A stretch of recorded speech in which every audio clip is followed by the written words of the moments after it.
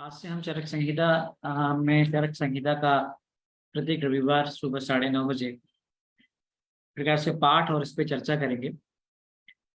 चरक संहिता पे चर्चा करने से पहले हम भगवान धन्वंतरि की वंदना करते हैं। यो विश्वम विदधात उपात सततम संवार्यत्यंजसाम सृष्टवाम दिव्य महौषधिश्च विविधान दूरी करोत्तमाभयान बिभ्राणोदलिनाम चकास्ते भुवनम पीयूषम पूर्णम घटम तम धन्वंतरि रूपमेश मंगलम मंदामहे श्रेयसे। मेरा उद्देश्य ये है कि जो चरक संहिता है इसका जो पाठ है ये हमारे चिकित्सकीय महत्व का तो है ही, साथ साथ अगर हम प्रतिदिन इसको पढ़ते हैं, इसको समझते हैं, तो कहीं ना कहीं इससे हमारे जीवन में भी परिवर्तन आता है। हम पहले काफी समय से संहिता का पठन प्रातः काल करते थे और उस पर चर्चा भी करते थे। उस समय से ये सत्र बंद हो गया, लेकिन मैं अब धीरे धीरे उसको प्रारंभ करने का प्रयास कर रहा हूँ। तो मैं जो उसमें जो अपनी भूमिका है, वो चूंकि मैं काय चिकित्सक हूँ और चरक संहिता मेरा विषय रहा है एज ए काय चिकित्सक, उसमें भी जो चिकित्सा स्थान है, तो मैं उसके प्रत्येक दिन मैं आपको प्रथम अध्याय से प्रारंभ करूंगा। चरक संहिता का जो प्रथम आप सभी से अनुरोध है कि जब आप चरक संहिता को पढ़ें तो उससे पहले चरक संहिता की जो चिकित्सा स्थान है उसको अपने सामने समक्ष रखें, ये जरूरी है। रविवार को इसलिए रखता हूँ कि रविवार को छुट्टी होती है और रविवार आप सभी को कंफर्टेबल होता होगा, और धीरे धीरे इसको मैं और सुबह जल्दी करूंगा और फिर देखेंगे अगर इस पे अच्छा रिस्पांस रहा तो इसे हम फिर हफ्ते में 2 दिन, फिर हफ्ते में 3 दिन, इस प्रकार से हम इसे करेंगे। तो चरक संहिता का जो पहला जो अध्याय है, प्रथम अध्याय है, ये रसायन अध्याय प्रथम पाठ, इसकी बात हम आज करेंगे। मैं इस पे थोड़ी बहुत आपसे चर्चा भी करूंगा। जैसे जैसे हम आगे बढ़ेंगे वहाँ बहुत सारी अब सिद्धांतों पे बात होगी, चरक संहिता में चिकित्सा के सिद्धांतों पे बात होगी, तो उस सिद्धांतों पे भी हम चर्चा करेंगे आपसे। तो सबसे जो पहला सूत्र है वो ये है, अथा तो अव्यामलकीय रसायन पादम व्याख्या श्यामः इति हस्मा भगवान आत्रे। यहाँ पर कहा गया है कि अब हम अभया अम्लिकीय रसायन पाद की व्याख्या करेंगे। यह भगवान आत्रे, चूंकि भगवान आत्रे पुनर्वसु और अग्निवेश के बीच का संवाद है इसमें, तो इसमें अब हम आगे इसकी बात करेंगे। ऐसा पहला सूत्र है, अथा तो अभयाम्लकीयम रसायन पाद व्याख्या श्यामा इति अस्मा भगवान आत्रेय। पहला और दूसरा सूत्र ये है। अब आप सब जानते हैं कि जो चिकित्सा जो है हमारा, उसका जो अर्थ है वो सबसे पहली रोग निवृत्ति है। उसका जो हमारा जो उद्देश्य है वो रोगों को ठीक करना है। यानी जिस भी प्रोसेस से, जिस भी आप योजना से, युक्ति से आप रोगों को ठीक करते हैं वो चिकित्सा है। तो यहां पर आगे हम बढ़ते हैं। अगला सूत्र जो क्या कहता है, अगला सूत्र कहते हैं, चिकित्सितम व्याधि हरम पथ्यम साधनम औषधम प्रायश्चितम प्रशमनम प्रकृति स्थापनम हितम। आप आज पहला दिन है, अगले रविवार को आप चरक संहिता चिकित्सा स्थान अपने समक्ष रखेंगे और आप इन सूत्रों को क्रमशः एक एक व्यक्ति पाठ करेंगे। तो यहाँ पर कहा गया है कि जो चिकित्सा या जो हमारी जो चिकित्सा है, चिकित्सितम व्याधिहरम पथ्यम साधनम औषधम प्रायश्चितम प्रशमनम प्रकृति स्थापनम हितम। यानी जो हमारी जो चिकित्सा की जो विधा है उसके पर्याय है। देखिए अभी शुरुआत में जो पहला चैप्टर है वो भूमिका है एक प्रकार से, जो आप आगे पढ़ेंगे, आगे जानेंगे, आगे इस पर चर्चा करेंगे। तो कहते हैं कि जो हम जो चिकित्सा है या जो चिकित्सा विद्या है या चिकित्सा विज्ञान है, इसके जो पर्याय हैं वो चिकित्सित, व्याधिहर, पथ्य, साधन, औषध, प्रायश्चित, प्रशमन, प्रकृति स्थापन और हित। यानी जहां जहां पर हम इन शब्दों का इस्तेमाल करते हैं वो कहीं ना कहीं चिकित्सा से जुड़े हुए हैं।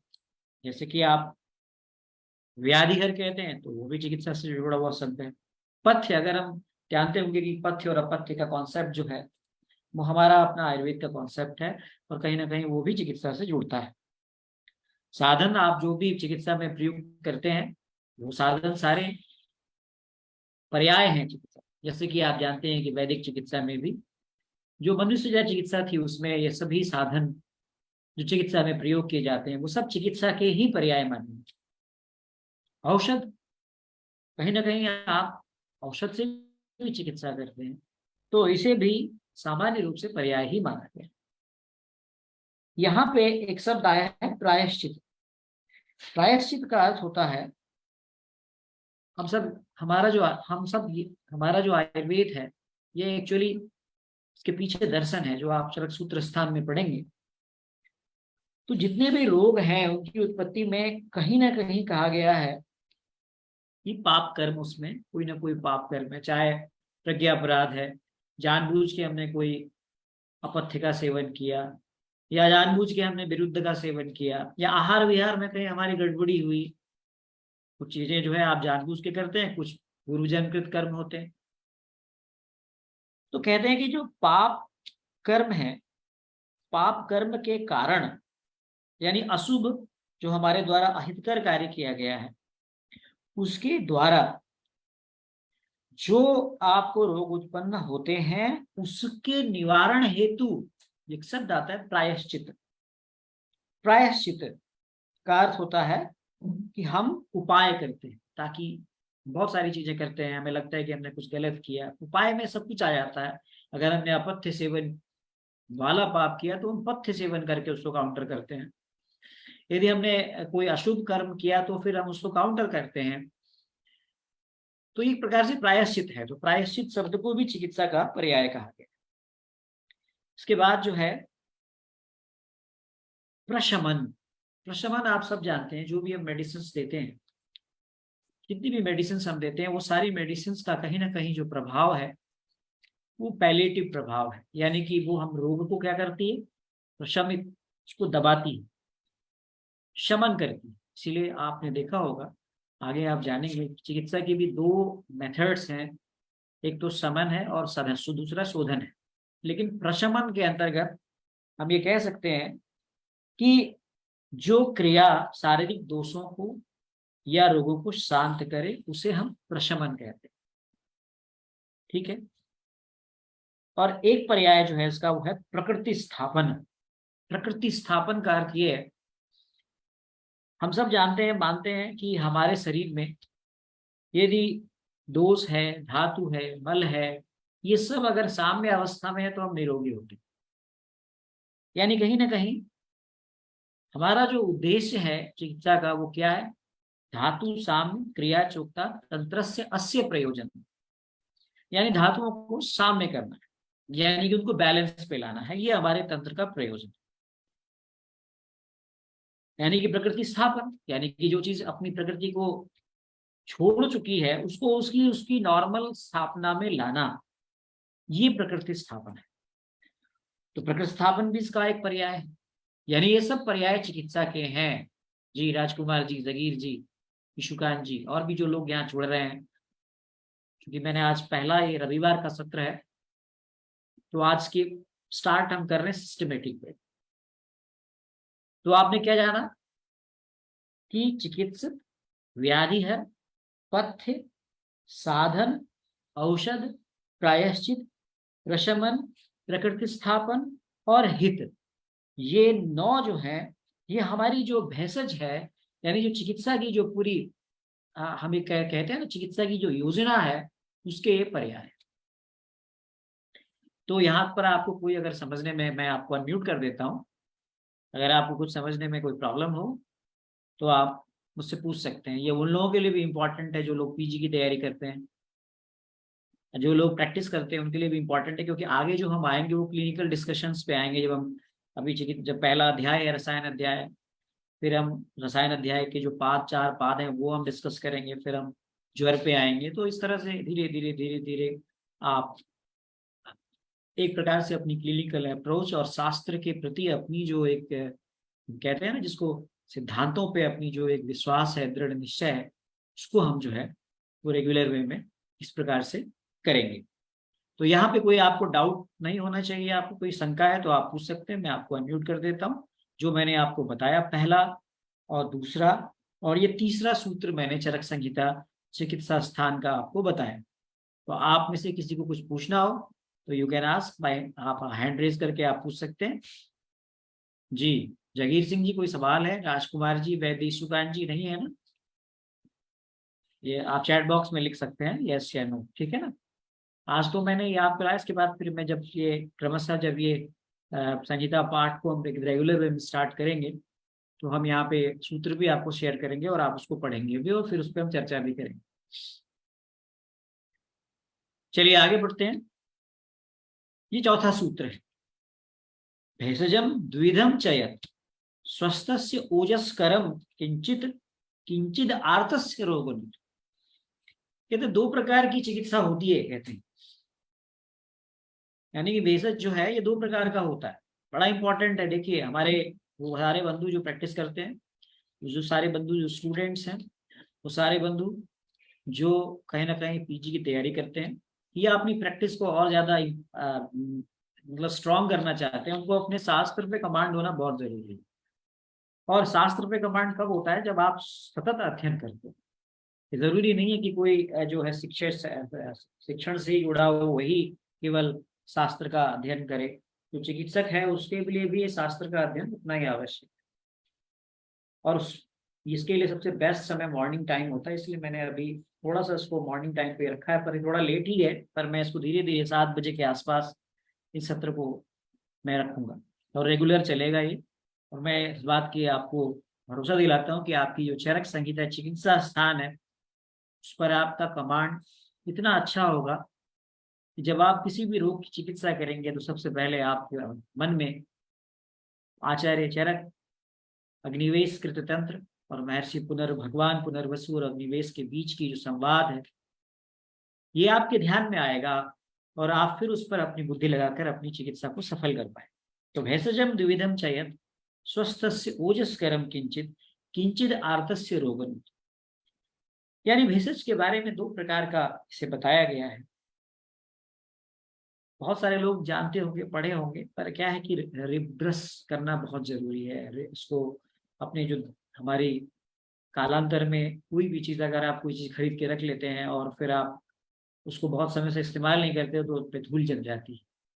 नहीं, अगर आपने बहुत अच्छी बगीचा बनाया है आपने बहुत अच्छा, और आप उसको समय पे उसकी देखभाल नहीं करते तो वहाँ झाड़ियाँ लग जाती है। तो ऐसे ही जो हमारे दिमाग में जो धूल जमती है या दिमाग में जो झाड़ियाँ लग जाती है उनको साफ करने का एक प्रयास है जो आपके समक्ष प्रत्येक रविवार को 9:30 बजे से 10 बजे तक रहेगा। आधे घंटे का सत्र होगा, ज्यादा लंबा नहीं होगा, और लेकिन आपको इसमें से कुछ न कुछ अच्छी चीज मिलेगी। तो कहते हैं कि भेषज के दो प्रकार होते हैं, स्वस्थस्य ओजस करम किंचित किंचित आर्तस्य रोग। कहने का अर्थ ये है कि जो स्वस्थ पुरुष है, हमारा जो टारगेट है वो केवल रोगी नहीं है। हमारा जो टारगेट है वो रोगी के साथ साथ स्वस्थ पुरुष भी है। बड़ा, आप अगर चरक संहिता को पढ़ते हैं, अच्छी तरह समझते हैं, तो आपको सारा कॉन्सेप्ट आपका चिकित्सा के बारे में बेहतरीन हो जाता है। तो कहते हैं कि जो हमारा टारगेट है वो केवल रोगी नहीं है, स्वस्थ से ओजस करम किंचित किंचित आर्तस्य रोग, यानी जो स्वस्थ पुरुष है। देखिए सबसे बड़ी समस्या क्या है कि आज आप अगर स्वस्थ हैं तो आप अपने आप को स्वस्थ रखें, ये बड़ी समस्या है। बहुत सारी चीजें हैं, कई बार आपके हाथ में नहीं होता। इसलिए तो कहा गया है कि प्रायश्चितम पूर्व जन्म कृतम कर्म। तो कहने का अर्थ है कि जो भी इस प्रकार की चीज हुई, यदि व्यक्ति स्वस्थ है तो उसके उस भाव को मेंटेन रखा जाए, बढ़ाया जाए, यानी वो व्यक्ति स्वस्थ रहे। इसके लिए जो योजना करते हैं वो भी चिकित्सा है। दूसरा तो आप सब जानते हैं कि आपके पास रोगाक्रांत जो आता है व्यक्ति, जो रोग से आक्रांत होता है, यानी कि किंचित आर्तस्य रोग, यानी जो व्यक्ति आपके पास दुखी आ रहा है, रुग्ण आ रहा है, आप उसको रोग को दूर करने के लिए जो उपाय करते हैं वो भी चिकित्सा है। तो ये दो प्रकार की चिकित्सा महर्षि चरक प्रणीत चरक चिकित्सा स्थान का चौथा सूत्र है। दोबारा रिपीट करता हूं, भेषजम द्विविधम च तत् स्वस्थस्य ओजस्करम किंचित किंचित आर्तस्य रोगनुत। यानी कि स्वस्थ पुरुष में ओजस्कर भाव को बढ़ाने वाला और रुग्णों में रोग को ठीक करने वाला जो भी आप योजना बनाते हैं वो चिकित्सा है। तो ये हमारा चौथा सूत्र था। तो पहला सूत्र, दूसरा सूत्र, तीसरा सूत्र और चौथा सूत्र ये हमने आज पढ़ा। अब यहाँ पर कोई भी आपके मन में प्रश्न हो तो आप पूछ सकते हैं, चर्चा कर सकते हैं आप इस पे।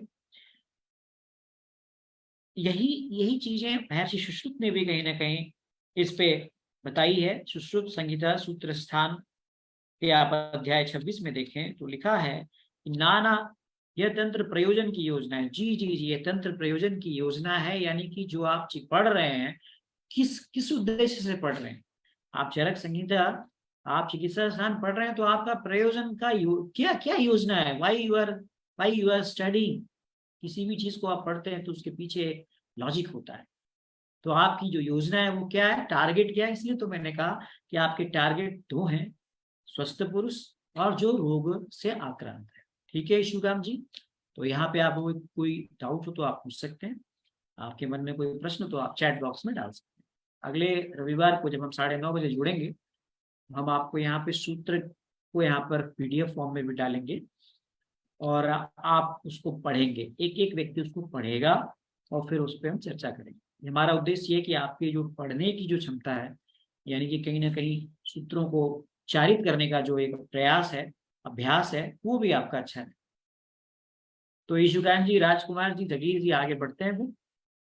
तो यहाँ तक तो कोई आपको डाउट नहीं है। पहला सूत्र मैंने आपको बताया। पहला सूत्र क्या था? पहला सूत्र ये था कि चिकित्सकम, ये जो फर्स्ट सूत्र था, फर्स्ट सूत्र आपको जो मैंने बताया कि ये अभ्याम्लकीय रसायन पाद है, इसका व्याख्या हम कर रहे हैं।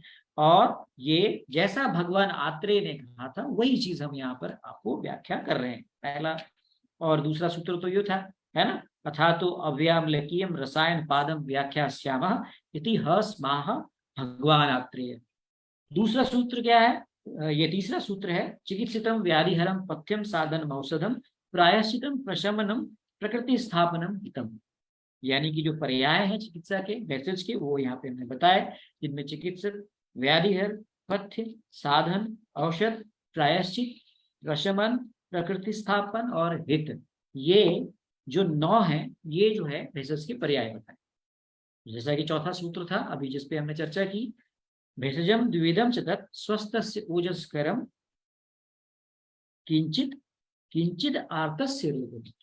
ठीक है, यानी कि टारगेट क्या है हमारा, जो स्वस्थ पुरुष है उसमें ओजस्कर भाव को बढ़ाना, और जो हमारे समक्ष जो रोगी आते हैं, रोग से आक्रांत आते हैं, उनको क्या करना, उनके रोग को दूर करना। चलिए, अभी आपके पास समय है, आधे घंटे का हमने सत्र रखा है, तो अभी 9 मिनट है, तो हम उसका अगला सूत्र पढ़ते हैं। अभेषजम च द्विविधम बाधनम सानुबाधन। ये जो सब चीजें पढ़ा रहा हूँ, बता रहा हूँ, कहीं ना कहीं आपके जो लोग हमारे पढ़ने में रुचि रखते हैं, जो लोग चिकित्सा में रुचि रखते हैं, जो लोग आगे अपने उच्च अध्ययन को में रुचि रखते हैं, जो ग्रेजुएट्स हैं, BMS हैं, उनके लिए सभी के लिए फायदेमंद है। इससे आपके क्या होता है, शास्त्र को आप पठन किए कि आपके अंदर एक रुचि जगती है, आप एक रेगुलरिटी में इसको पढ़ते हैं, और धीरे धीरे धीरे धीरे धीरे धीरे फिर आप शास्त्र को बार बार उसके बारे में सोचते हैं, और फिर आपका जो एक कॉन्सेप्ट है, नजरिया है चिकित्सा के प्रति, वो धीरे धीरे बदलता है। तो अभेषज, अभेषज का अर्थ, अभेषज यानी यहां पर देखिए आप कहा गया है कि वैसे द्रव्य तो जो है वो ऐसे भी हैं जो धातुओं को प्रदूषित कर सकते हैं, कुछ दोषों को जो है प्रकोपित कर सकते हैं। यानी कि ऐसा तो जरूरी तो नहीं है कि हर द्रव्य जो है आपको आपके लिए चिकित्सा के लिए हितकारी हो, और सारे द्रव्य हैं जो अगर आप कॉम्बिनेशन में देते हैं तो उससे नुकसान, उससे रोग उत्पन्न होते हैं, है कि नहीं। तो वैसे द्रव्य जो धातुओं को दूषित करें, जो दोषों को प्रकुपित करें या शरीर में रोग उत्पन्न करें, वो सब अभेषज के कैटेगरी में आते हैं। यानी कि अ लग गया इसमें, यानी कि नेगेटिव सेंस में, जो चिकित्सा से इतर रोग उत्पत्ति के कारण हैं। तो कहते हैं रोग उत्पत्ति के कारण जो है वो जो अभेषज कहलाते हैं, ये भी दो प्रकार के होते हैं। क्या दो प्रकार के होते हैं? एक बाधन और दूसरा सानुबाधन। ना बढ़िया देखिए बताया, ये जब आप पढ़ते हैं चरक संहिता चिकित्सा स्थान या संहिता पाठ करते हैं, तो आपका जो आपके अंदर जो एक थॉट प्रोसेस है वो डेवलप होता है। तो बाधन और सानुबाधन, बाधन का अर्थ ये है, देखिए बहुत सारी चीजें हैं। एक तो ऐसी चीज होती है, ऐसा द्रव्य होता है जिसको आपने लिया और आपको तुरंत कष्ट हुआ। यानी कि आपने मान लीजिए किसी ने सल्फास पॉइजन ले लिया है, तो द्रव्य वो भी, लेकिन सल्फास ले लिया और उस व्यक्ति की जो है इमीडिएटली उसका इफेक्ट आ गया, समझ रहे हैं। तो ये है तो द्रव्य वो भी, लेकिन वो क्या है, इमीडिएट आपको तत्काल उसके जो प्रभाव हैं वो आपके शरीर में ऐसे प्रभाव हैं जो कष्ट उत्पन्न कर, है ना, जो दिखते हैं सद्य प्राणहर हो, ऐसे जो है, जैसे मालूम नहीं था अनजाने में कोई औषधि ले ली। पहले के जमाने में शस्त्र प्रहार होता था, ऐसे ही जो थी, कई बार व्यक्ति जा रहा है और अभी बारिश का मौसम है और अचानक से बिजली गिर गई, या व्यक्ति जो है वो जा रहा था एकदम नॉर्मल था, हेल्दी था, तो कोई ऐसी घटना घट गई कि नीचे गिर गया, तत्काल कष्ट उत्पन्न हुआ उसको ना। तो ये भी कारण कुछ भी हो सकते हैं और उसके बहुत सारे उपद्रव हो सकते हैं। तो इसे जो कहा गया है कि ये बाधन है, यानी जो इमीडिएटली आपको ऐसे ऐसे द्रव्य हो, ऐसे कारण हो जो आपके शरीर में तत्काल कष्ट उत्पन्न करें। तो हमारे यहाँ जितने भी पॉइजनिंग हैं या एक्सीडेंट्स हैं, इंजरीज हैं, या अचानक से कोई वज्रपात हो जाए, कोई शस्त्र आघात हो जाए, कोई आघात हो जाए, कोई औषध द्रव्य के फॉर्म में विष दे दिया जाए, पहले होता था ऐसा नहीं। आज भी जो है हमारी बहुत सारी जो क्या कहते हैं, जो खुफिया एजेंसीज हैं वो अपने अपने देश के दुश्मनों को टारगेट करने के लिए इस प्रकार के साधनों का इस्तेमाल करती है, जिसमें व्यक्ति को पता ही नहीं चलता और वो उस व्यक्ति की मृत्यु हो जाती है। आप समाचारों में सुनते होंगे बहुत सारे जो हमारे आतंकवादी हैं जो विदेशों में हैं, वो ऐसे उनकी मृत्यु हो गई, पता चला उनको ब्लड कैंसर इमीडिएटली डिटेक्ट हुआ और उनकी डेथ हो गई। तो ऐसे बहुत सारे द्रव्य हैं जो जिनके प्रभाव हैं, जो रेडियो एक्टिव द्रव्य हैं, जो व्यक्ति को अगर कहीं से जाने अनजाने में उसको अंदर प्रवेश करा दिया जाए तो व्यक्ति का पूरा सिस्टम जो है वो तत्काल इस प्रकार के रोग को उत्पन्न करके उसकी मौत का कारण बनता है, और ये डिटेक्ट भी नहीं होता। सबसे बड़ी बात तो ये है, तो पहले भी ऐसा होता था, तो इसे बाधन कहा गया, बाधन के अंतर्गत रखा गया है। और दूसरी जो कैटेगरी है उसे सानुबाधन। सानुबाधन का अर्थ यह है कि जो ठीक है अभी तो कष्ट नहीं करेगा, आप लगातार यदि आप इस प्रकार की चीजों को करेंगे, आप फॉलो करेंगे, आप इस प्रकार की चीजों को बात मालूम है, जिसका प्रभाव बहुत बहुत विलंब से होगा लेकिन होगा तय है, दीर्घ काल अवस्था में जो रोग उत्पन्न करे और उसको जो है वो सानुबाधन कहा गया है, जो है ना। तो ये चक्रपाणी ने भी इसकी टीका की है और उन्होंने कहा है कि भाई भाई बहुत सारे दीर्घ काल में आपने दो आहार द्रव्यों का सेवन किया जिन्हें विरुद्ध कहा गया है, तो कालांतर में जो है कुष्ठ रोग उत्पन्न हुआ। तो इस प्रकार से आप इसे आप सानुबाधन कह सकते हैं। तो ये एक प्रकार से हम जिसे कहते हैं ना acute onset and chronic onset, जो हमारे यहाँ एक कंसेप्ट है मॉडर्न मेडिसिन में कि एक्यूट ऑनसेट है या क्रॉनिक ऑनसेट है। एक्यूट ऑनसेट का मतलब जो इमीडिएट इफेक्ट जिसका दिखा है, और क्रॉनिक ऑनसेट का मतलब जो धीरे धीरे धीरे धीरे जो हमें शरीर में जो कारण थे और उन्होंने बाद में रोग उत्पत्ति की है, तो उसे सानुबाधन के अंतर्गत रखा गया। तो ये हमारा जो सूत्र था, ये चौथा सूत्र था, इस पे हमने चर्चा की। तो आज हमने ये चौथा नहीं बल्कि ये पांचवा सूत्र था जिस पे हमने चर्चा की। उम्मीद करता हूँ कि आपको हमारा ये सत्र आज का अच्छा लगा होगा। मैं आपसे रिक्वेस्ट करता हूँ कि आप रविवार को 9:30 बजे प्रातः चरक संहिता चिकित्सा स्थान लेकर उपस्थित हों, और हम इसको रेगुलर वे में धीरे धीरे, हम हफ्ते में 2 दिन, फिर धीरे धीरे हम इसको सुबह प्रातः काल रेगुलर चलाएंगे। और आपके मन में कोई प्रश्न हो तो आप चैट बॉक्स में रख सकते हैं। मैं आज के सत्र से संबंधित जो हमने बात की, जिन पर चर्चा की, उससे रिलेटेड कोई भी सवाल हो तो आप जो है उसको हमारे इस सत्र में आप रख सकते हैं।